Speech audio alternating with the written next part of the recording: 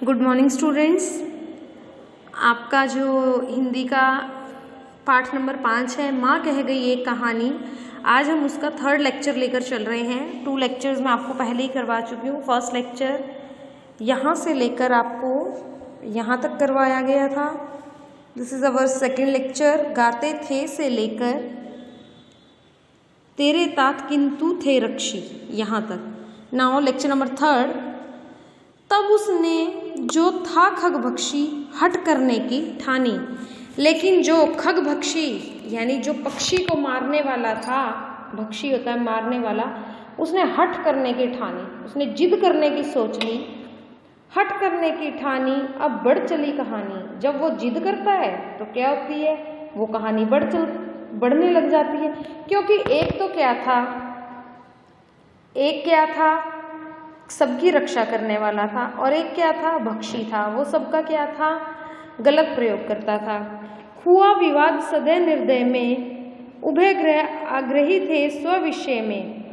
क्या हुआ, अब इन दोनों में क्या होने लगा, वाद विवाद होने लगा। दोनों आपस में विवाद करने लगे। उभय आग्रही थे स्विषय में।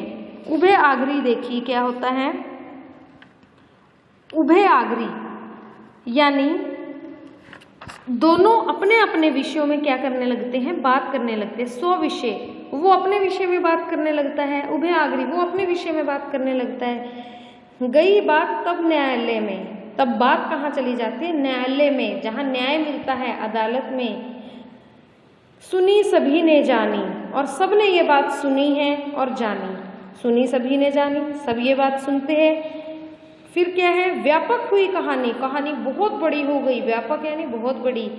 राहुल तू निर्णय कर इसका। अम्मा कहती है राहुल तू भी बता, इसका निर्णय ले, इसका रिजल्ट दे क्या है। न्याय पक्ष लेता है किसका, कि न्याय किसका पक्ष लेगा, न्यायालय किसका पक्ष लेगा। माँ मेरी क्या बानी, वो कहता है माँ मैं क्या कहूँ, मैं सुन रहा कहानी, मैं सुन रहा हूँ इस कहानी को। कोई निरपराध को मारे, कि कोई निरपराध यानी जिसने कोई अपराध ना करा हो, बिना अपराध वाले को मारे, तो क्यों अन्य उसे उबारा, तो उसे बाकी अन्य उसे क्यों उबारे, उसका क्यों साथ दे। उबारना यानी उसका क्यों साथ दे। रक्षक पर भक्षक को वारे, न्याय दया का दानी। ऐसा होना चाहिए, जो रक्षा करता है उसका सभी को साथ देना चाहिए, लेकिन जो भक्षक होता है, मारने वाला होता है, उसे कोई भी न्याय नहीं देना चाहिए। न्याय दया की दानी, और जो न्याय है उससे ही दया होती है। तूने सुनी कहानी, माँ कहती है जो ये न्याय की कहानी थी यह तूने सुन ली है।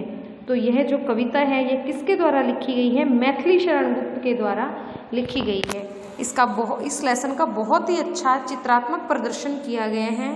तो आप इस लेसन को एक बार पूरी पोएम को आप दोबारा से पढ़िएगा, बहुत ईजी है, आपको समझ आ जाएगी and very interesting.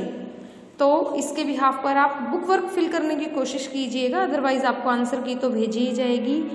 Word meaning इसके क्या है, देखिए बहुत सारे वर्ड मीनिंग दिए गए हैं। आपको इन्हें फेयर नोटबुक में उतारने की कोई ज़रूरत नहीं है, बस आप इन्हें क्या कीजिएगा, लर्न कीजिएगा। So thank you and have a good day.